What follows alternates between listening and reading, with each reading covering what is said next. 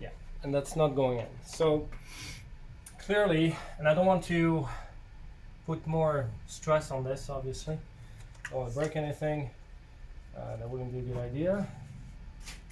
So I think I'm gonna go by the system manual's instructions, because right now it's just not going in.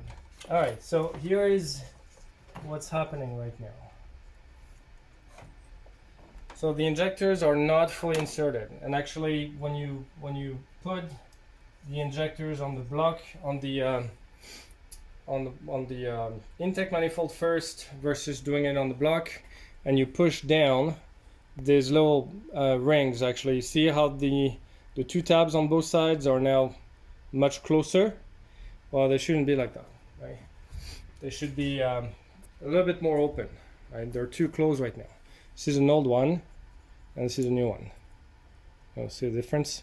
I mean, obviously by pressing down, since the injectors were not coming in, well, I kind of crushed those guys. And that's metal, which means that if I try to bend it back, there's a pretty good chance that the tabs will break. That's not a good situation. I'm gonna try that nonetheless. Go easy. Okay, there you go. So I've reopened the prongs the way they should be.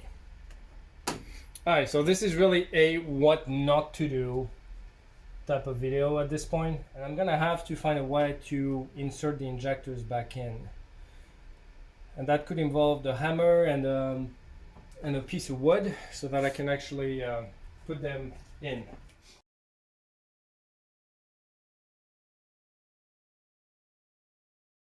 So what we're gonna do is do it as per the service manual, right?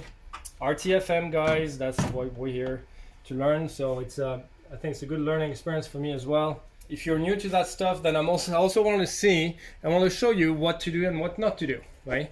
And what worked and what didn't work. So what we'll do here is remove the injector. We're gonna remove the injectors that we just inserted. I'm gonna disconnect all the connectors. We're gonna just insert the injectors by hand. They should come out very easily. Remember, we put a little bit of oil, which is helping. Now we'll have to make sure that they're directed correctly, right? So we have our little ring at the top, which should actually hold on pretty easily. The injectors should ultimately be facing that way, right?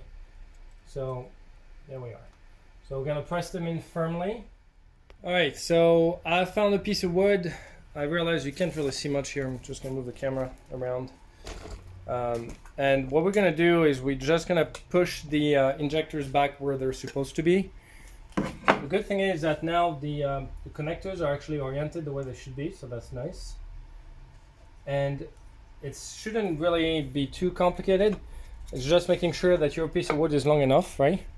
And that you're lined up with the injector you're pushing in. I'm gonna do the left side here first. So I'm lined up here. And I'm just gonna tap it gently.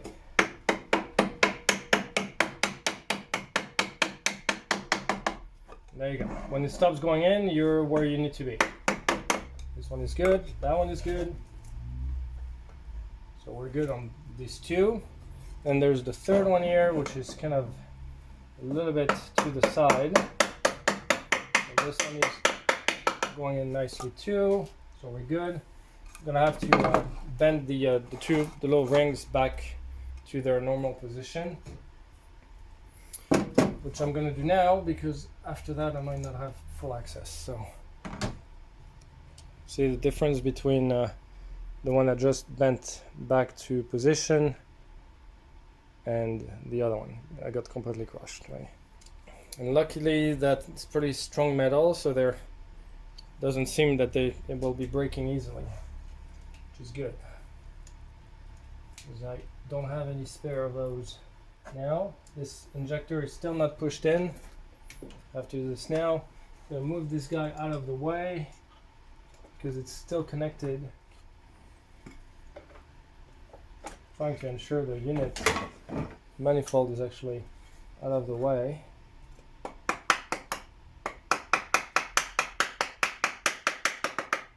There we go. this is in.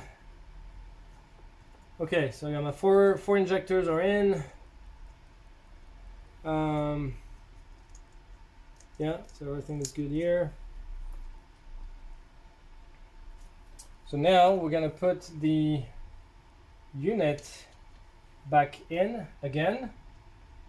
This time it should be significantly easier because the injectors are inserted, they're fully inserted.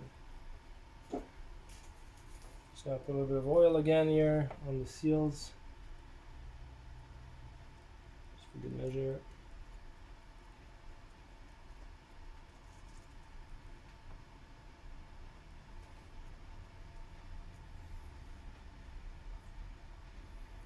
Okay, sure the locks are in.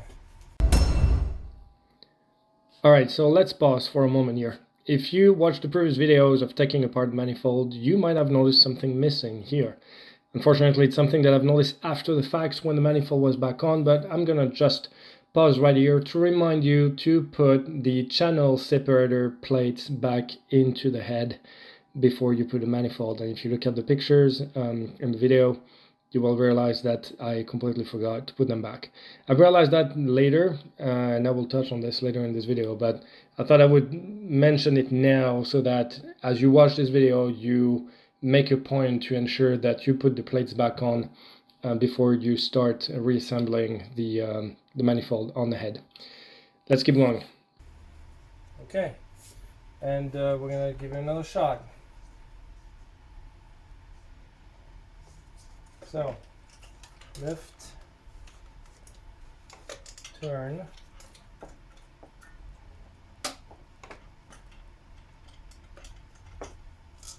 this has to go in between again. This is your cam sensor. That will be interesting to do because no clearance anymore.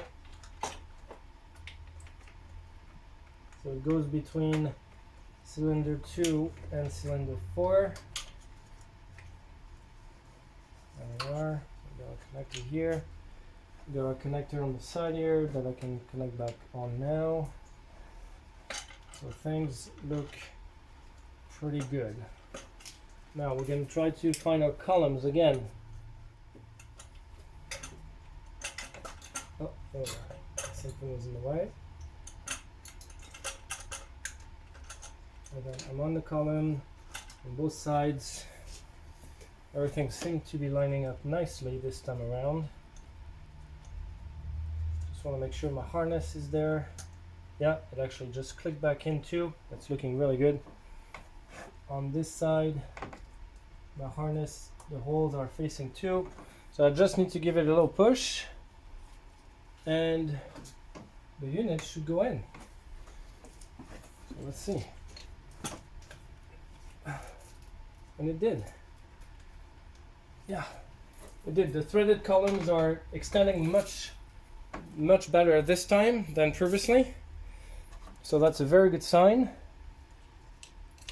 I got my connector here that was in the way earlier that is now ready to be plugged back in, which I'm going to do now. The connector that goes under the that's actually the one that controls the fuel railing. It connects on the fuel railing. So it's just going to be a bit of a pain to plug that guy back in because I can't really see anything. Really struggling to put the there's a connector actually underneath there. You need tiny hands to work on this car. I don't have tiny hands.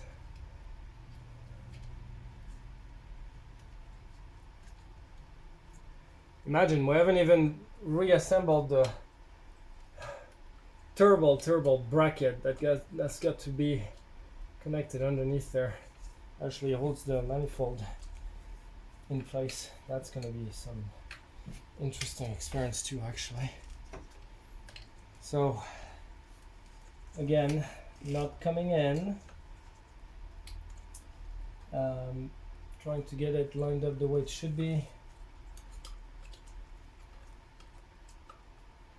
So suggestion for that connector right here is to do it before you put the manifold back on. As a matter of fact, from what I remember, when I took it apart, it was one of the connectors that was kind of in the way and that wouldn't let the unit come out. And that's probably, it's something that I removed at the end. When the unit comes out, you're like, okay, oh, there's still a sensor attached, and that's when you detach it. Right? That's when you disconnect it. There we are. Woo! It's in. My God, what a pain. So let me show you which connector that was, because you will have to put it again. It's this guy right there. See? Yeah, big pain in the butt. It connects to the fuel rail system. So obviously it's an important one, but damn, it was hard to put back in. So the good thing is that now we're in a good position. I've reconnected the flap position sensor, I believe, which is all the way there. It's plugged in. It's right by the oil filter. We got a whole bunch of connectors to put back on, so I'm gonna try to do it sequentially. We have this harness here that loops. Let me actually show you, because that's important. Here. All right, so we got this harness right here. This goes in the clamp right there. There's a little clamp. This clamp is actually supposed to be attached to the harness, right? So there is a Torx 30. This is a Torx 32. I believe these two are the longer ones. This one's definitely the longer one. There's a Torx 30 right here that needs to connect, and you can barely see it here. It's on that side, goes in.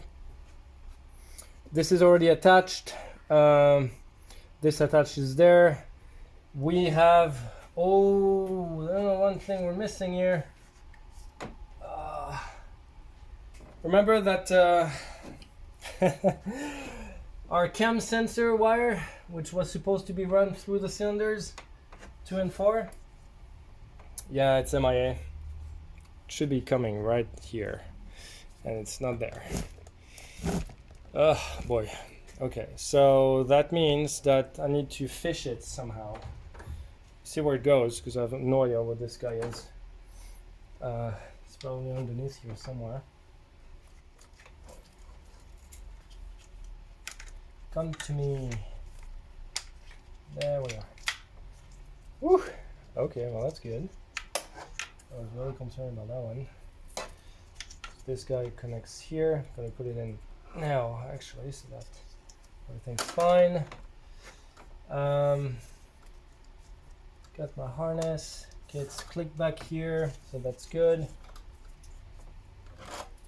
I think it's back where it's supposed to be here too. I think it is. Yeah. Seems to be, at least.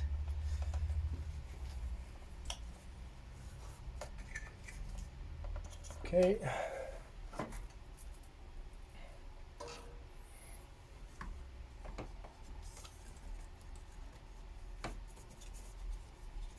And it's not clipped on that side, however, so I need to push it from the underneath. Not exactly sure how I'm going to do this, but oh, there we are. So it's good. This is good too. It's attached. It's in place. Everything looks good here. Wow. Okay, that's nice. So now that we have this in place, we have more connectors here to the side. So there's one that goes, let me show you, because it's a little tucked in here. It's getting a little clumped. There we are. Okay. So on this harness, we have one that goes on the top here. We have one that goes here. So on the front, click, that's good. We have this guy up here. Click, that's good.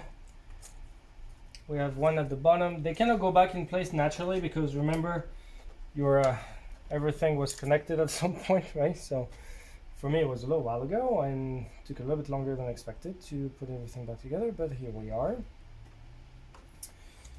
Gonna have to put the to reattach the harnesses to the intake manifold. So again, one screw down here, one screw on the side, which you can't really see here. And then we have more connectors down there. So for those, I'll try to show you. Yeah, here we are. Really not great in terms of lighting. Try to get a little bit more light here. Yeah, so we see them at the bottom here. Right there, right? These guys. So these guys again connect naturally into a big connector further down.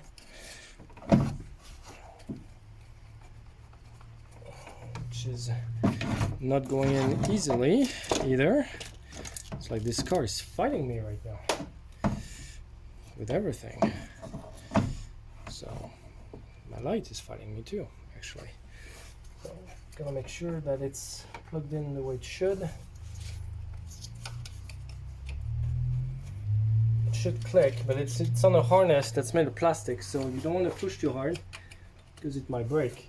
So the top one, this one is clipped in, so we're good. This one I think is good. Yeah. Oh no, it's not locked in because I still was able to disconnect it. So try to hold the back of the bracket as you're pushing in. I know you won't see much right now because I'm blocking the view. There we go. Yeah, this time it seems to be better. It's not coming back out, so that's good. Alright, so our connector is in. Let's plug back in.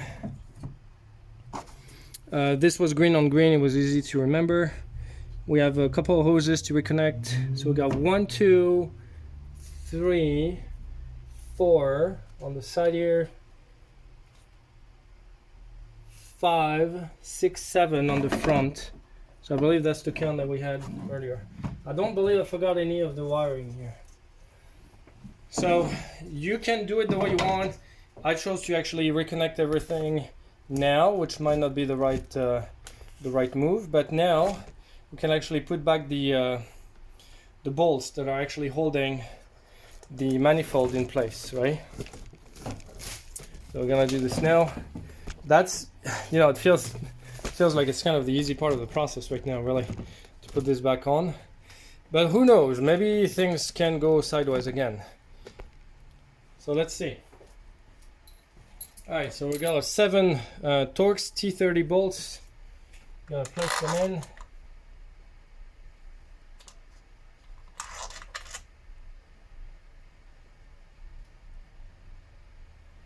Okay, that's interesting. They're not really reaching here. They're barely reaching, actually. Okay, so that guy is in. And it's surprising that they seem to be a little short. Put this one in. I usually approach them by hand because I just don't want to use any power tools or any more powerful tools. You might want to put some anti-seize on those too. Might have some WD-40 here. Just to make sure that in the event somebody else needs to remove them, you don't have to, but I don't know. Might be me. You never know. Okay. That's number 1, 2, 3. 1, 2, 3, 4, 5. We have 5 on the top there.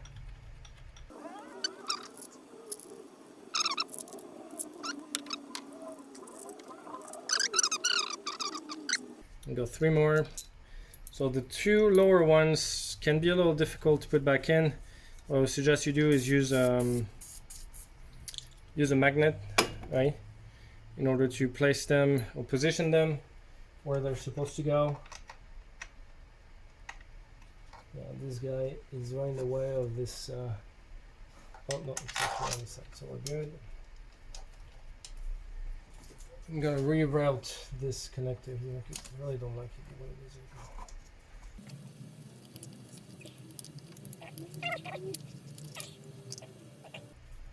More flex. Seems like a natural position, in fact. So the two additional ones are in there underneath. So they are on the underneath of the unit. It's much more difficult to see. In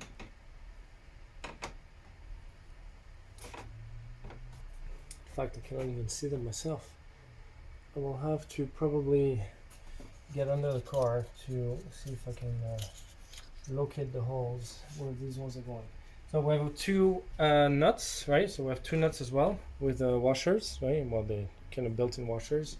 These go on the guiding columns that we used earlier. I'm gonna look at the bolt situation in a moment, see if I can locate their actual location.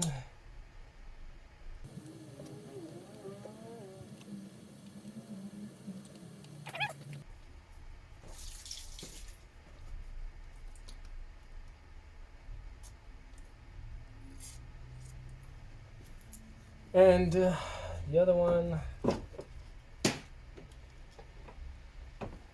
well, I can see where the bolt is going now, which is good. Yeah, you definitely need a magnet to get there.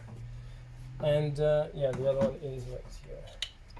It's very difficult to get to, actually, as well.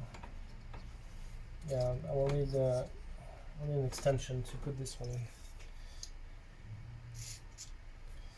So let me show you where these guys are.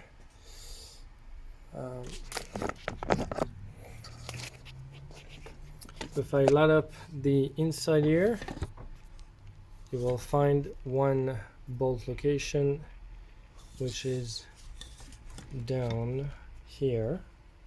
Yeah, you can see a thread.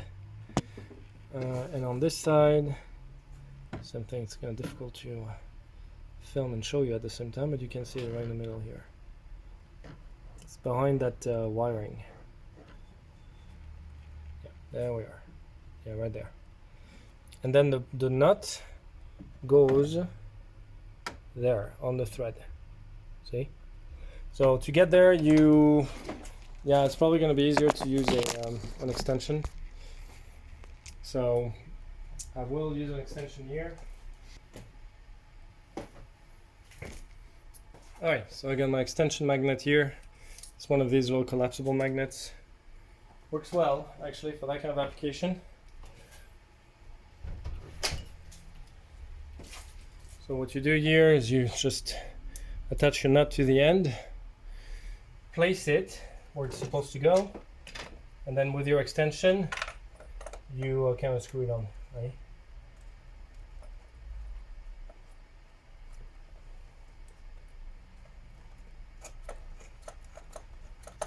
Yeah, there you go. It's on.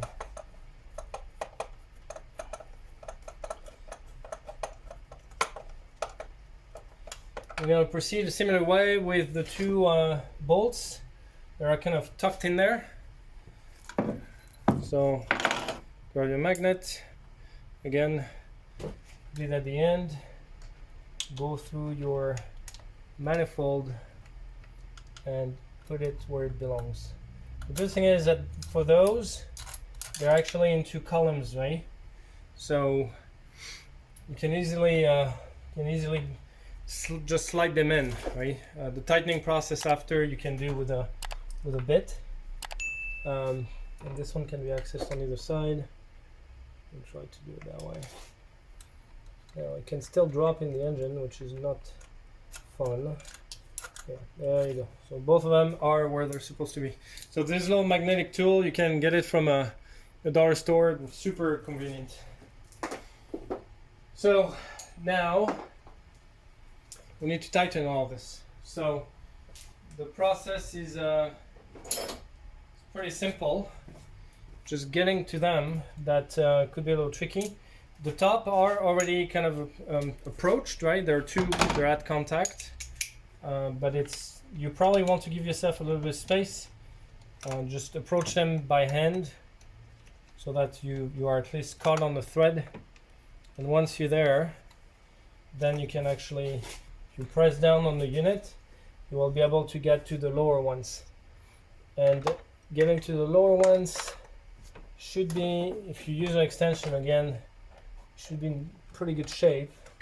Although it's definitely not easy to access for some of these. There's one in particular that's completely underneath the unit that could be a little tricky. So, all right, for these two bolts, the T30 bolts that are underneath there, they're inside.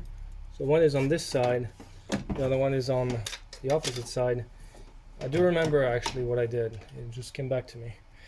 I used a long extension with a T30 bit, two extensions really joined together, but it's very skinny because my regular one, the one that I use with my ratchet, it's too fat. It doesn't really fit in. This guy here, that was too big.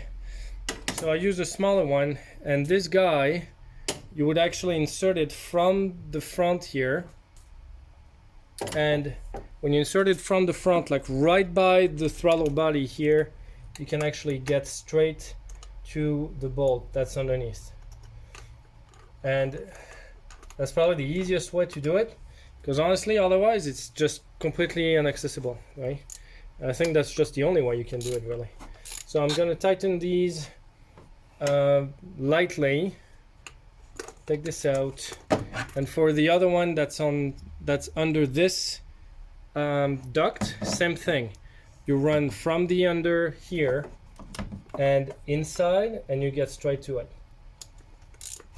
Yeah, so that one goes into, and you want try to follow a star pattern if you can by tightening these bolts. So I tightened the bottom ones a little bit right now. I'm gonna go do this one, then that one, then I'm gonna do the 10 mil. I can see the manifold is actually now falling into place the way it should, so it's holding a lot better to the block. You know, you have this 10 mil little nuts on either side, so you have 9 anchor points at the end for the manifold onto the block, and you have the additional, you know, L bracket that's also holding it from the underneath, although this is more of a stability bracket really more than anything, and that one is not in place yet, and I'm really not looking forward to this. I'm hoping it's gonna go well, because that could be really difficult to put back in. So this 10 mil nut is on the underneath here. It's kind of hard to get to actually, but same idea. We'll be using a 10 millimeter bit. This one's a little bit more accessible. The fatter extension should allow you to get to it. I'm gonna try that now, because you can go through right there, right the front, yeah, right here, and you'll be able to get to that guy here. Now I do have another ratchet here. I'm leaving the oh, this extension is actually even too long. I don't need something that long. I need the medium one.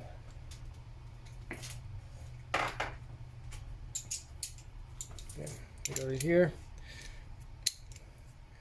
So this guy, you put it under here on the front, and you can get to the 10 mil easily. Now in terms of torque, I need to look that up, but it cannot be really that big or that high of a value,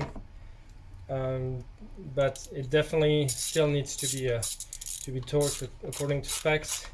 Remember, you're actually attaching plastic to metal, right? You're attaching the plastic manifold right now to the block, so you don't want to obviously damage anything, but it's certainly important that this unit stays in place, nicely attached to the block, right? I'm gonna look at the specs. So here I'm good. Well, I'm good. I'm not fully torqued yet, but I'm good. I'm gonna go down here now. Again, trying to go through this cross star pattern. So we're good here. I'm gonna go to its little brother right here.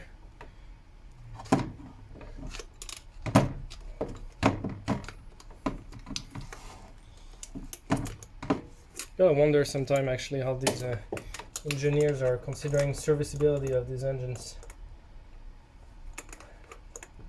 because really not easy on some of those things.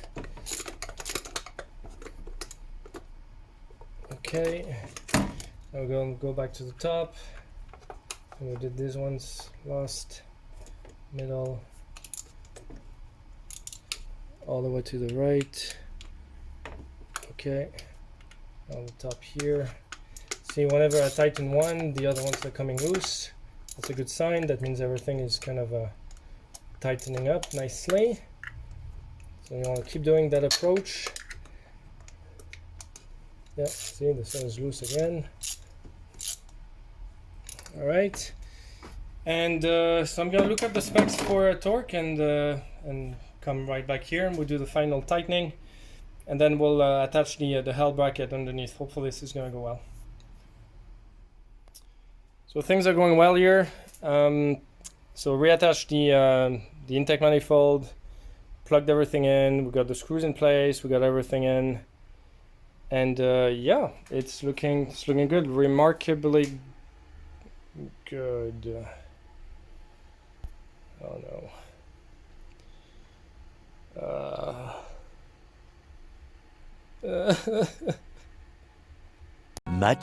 Much later.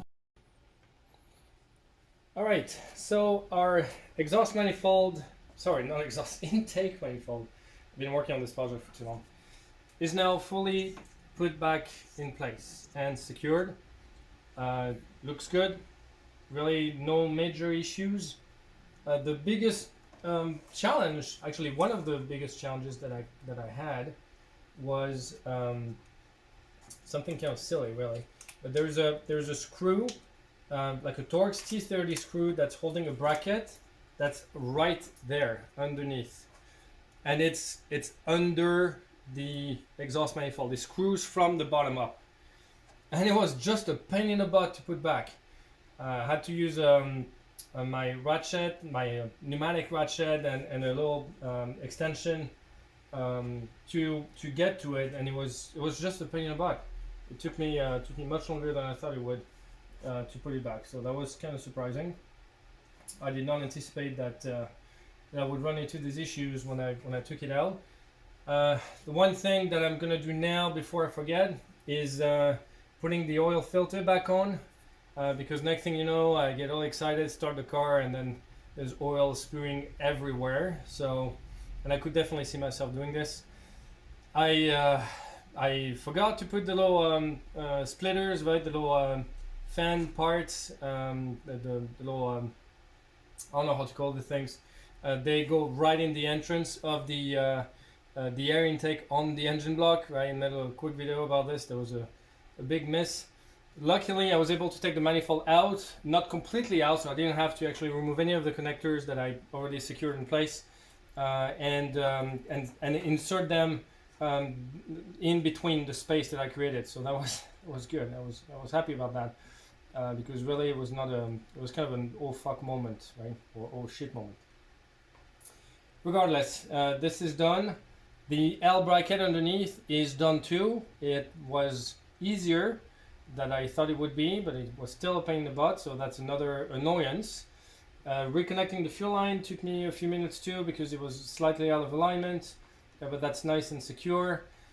What else? We need to put back the intake, the air intake that goes from the turbo, well, not from the turbo, but from the air intake hose all the way to the throttle body. If you work in a garage, I know it sounds silly, but make sure there's nothing in it, right? Because I have a lot of squirrels where I live. I know I have a mouse too that I see occasionally here, and that's the the last thing you know is to get something in there that you did not see, and that was put by a little critter in there, whether it's a nut or something else, and that will get into the throttle body, and that will not be good for the car, obviously. So inspect all the components that you put back in, especially if, just like me, you didn't put anything to block off the entries and the ends, which under retrospect, I probably should have done. I need to look at the situation with the coolant, but that's going to come after because I have way too much of it for some odd reason. This is too full, so I need to remove some of that, which shouldn't be too much of a problem. And then it's basically reassembling a couple of hoses underneath, putting the air box back on, the battery obviously that I took out to test the injectors, and that kind of stuff, right? So nothing really too complicated. I won't film that because it's kind of pointless, but the one thing that I wanted to point out is that it's not necessarily an easy operation. It's just that there are a number of annoyances, right? So things that are just annoying. This L bracket that supports the intake manifold from the underneath, that's super annoying. The location of the screws and the T30 bolts that are holding the thing, the intake manifold to the block, that's also quite annoying. Having to actually, remove a whole bunch of wiring and disconnect a whole bunch of things in order to take that thing out, that's annoying, right? But other than that, I mean, it wasn't too complicated. It was just time consuming. It took me a lot longer than I thought it would, to be frank. So if you actually do go down that path, just arm yourself with patience. I have another vehicle, luckily, because honestly, I don't think this would have taken me a lot of time to complete otherwise, right? So just be mindful of that. Other than that, the operation is pretty straightforward. Testing the injectors, all that was actually quite interesting for me to go through that process. I think the injectors have been cleaned in the past. I think the air intake was clean in the past as well. We noticed some marks on the back of one of the injectors that I pointed out, some scratches, as if the thing would have been taken out with a pair of vice pliers. It sounds like maybe it wasn't done with the right tool to extract them from the block. Maybe they got stuck in the block and they couldn't take them out. I don't know what happened. It's really hard to tell when you buy a used car, especially when you have a number of owners, what actually happened to the vehicle. But in this case, there were some signs that things did take place on this engine in the past. So also, if you look at the amount of carbon that we found in the intake chambers, it really wasn't that much, right, on the grand scheme of things. The car's got 170-something thousand kilometers. I would have expected to find more than that. So I don't know whether it's going to solve the misfire, the random misfire problem, which we had on all 4 cylinders. I'm thinking that the injectors were not that dirty. The chambers the intake chambers were not that dirty either. Could be something with the cold packs, could be something with the spark plugs. That's one of the things that we'll document in a separate video. I will check these components because I also want to send a borescope down that hole and see what the pistons actually look like and get a sense of what the combustion chamber and the actual cylinders actually look like. I will probably also get a good sense of what the valves look like, because this little borescope's got 2 cameras, one at the very tip and one on the side. So I should be able to get a good sense of what this engine actually looks like from the inside. And perhaps the spark plugs, are just, dirty, or the spacing between the electrode and the tip is just not right. I mean, there's a bunch of reasons why you would get misfires, right? So I will test that in a separate video. The goal right now is to reassemble everything and hopefully even start the car tonight. I would like to see how it runs, and the battery is technically charged, so I should be in good shape. So I'm gonna keep going and give you a last update once we'll be ready to start the car. Stay put.